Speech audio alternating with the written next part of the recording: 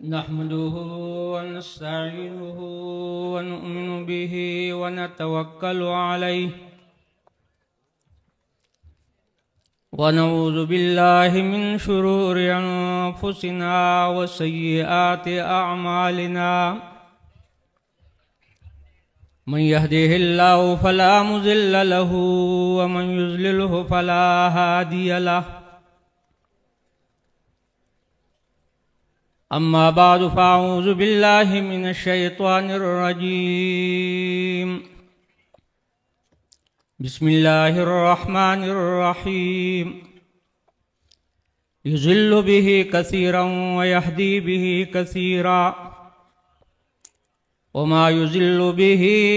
إلا الفاسقين حضرات علماء کرام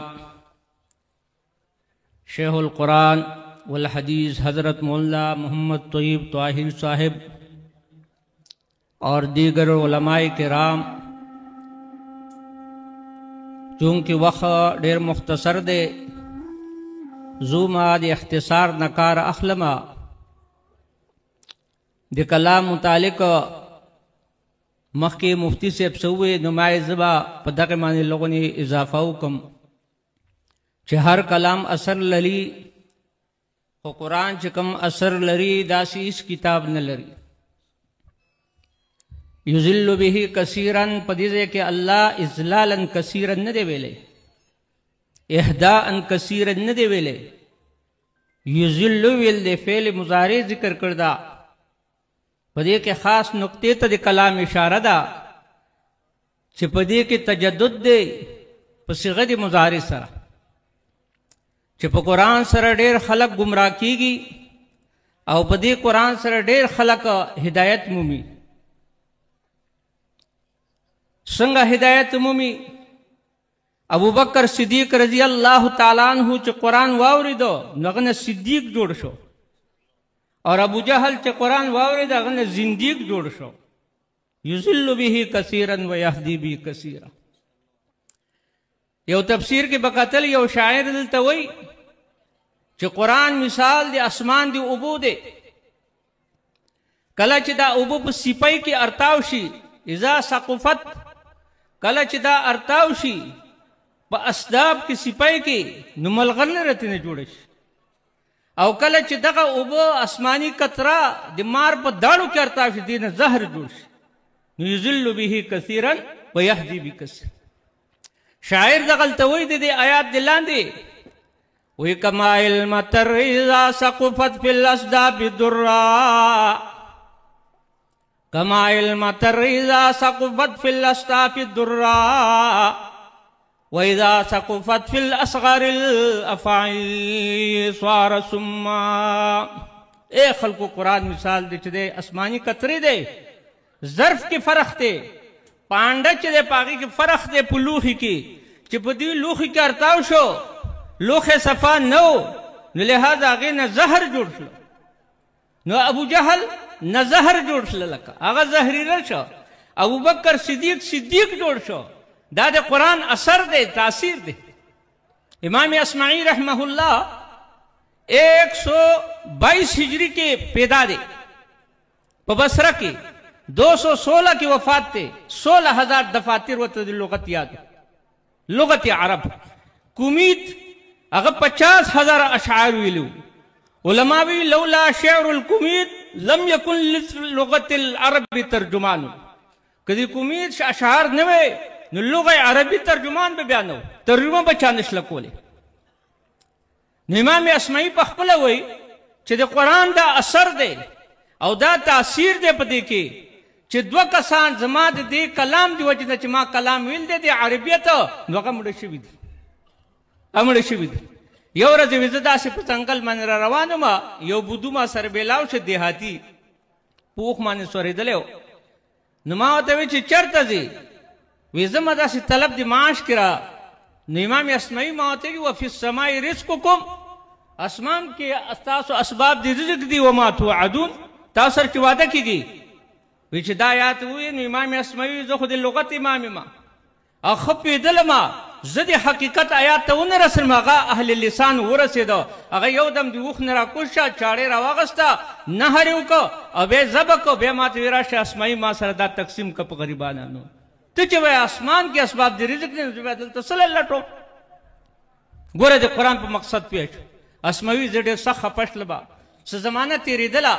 بیا زما د حج په موقع کې دی ولیدو نو چې هلته زه ولیدل ما ته چې یا اسماعي ستا چا کلام ویلو د هغې د وجې نه الله ما ته داسې مقام راکړه چې تا وي وفي السماء رزقکم وما توعدون نو د آیات په مقصد باندې په ګیرایي زه پوه شلم چې الله څه وایي نو زه الله حرم ته راورسولم به ته ما ته لږ نور نه وایي امام اسماعي بیا رانه یو سخته غلطي وشلوي بیا مې افسوس کو جما ورته وی ما ورته وی وفي السماء رزقكم وما توعدون فورب السماء انه لحق چې دا مې وی کړه نو یو دم ما ته عادي من اغضب الرب رب چا دې غصه کړی من اکذب الرب رب چا دروغجن کړی چې الله اوس قسم خوري ګوره په کلام پیش امام اسماعي ګیرایي ته زه نه ورسېدم حالانکه د لغت امام دی 16,000 دفاتر ورته یاد دي لیکن هغه وایي د قرآن حقیقت ته ونه رسېدم هغه دیهاتي ورسېد هغه وایي من اغضب الرب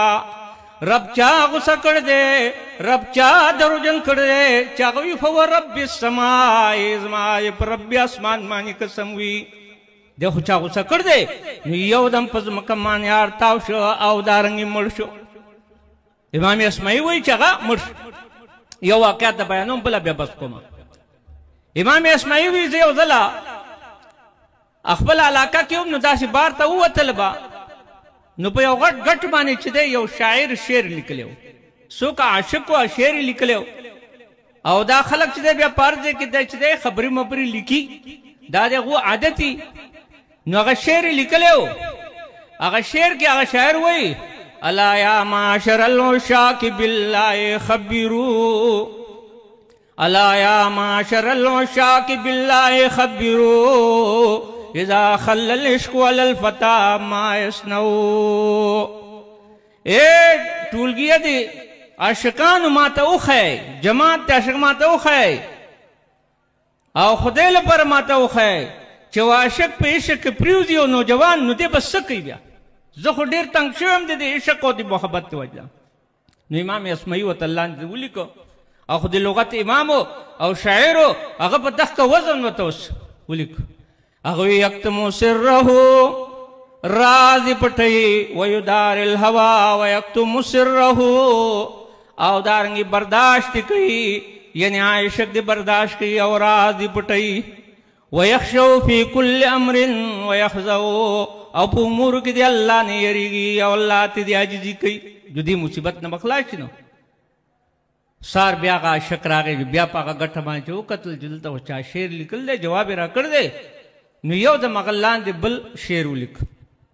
هغه وایي کیف یدار الهوا والهوا قاتل الفتى كيف يداري والهوى قاتل الفتى وروحه كل يوم تتقطع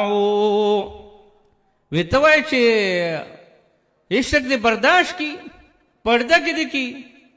محفوظ دې کی او څنګه به محفوظ کی عشق خو قاتل دی فتا دی دا نوجوان خو دې عشق وجل دی او خو مشورې خو ترا کوي خوونه خو خبره دادا وروح كل يوم تتقطع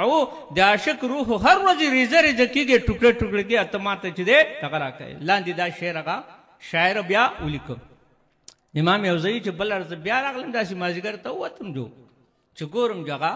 عاشق چې دی بیا دا شعر لیکل دی هغه ګلاجب چې بیا دا شعر لیکل دی هغې ما ورته لاندې ولیکه اذا لم يكتم سره اذا لم يصبر بكتمان سره فليس له شيء انفع من الموت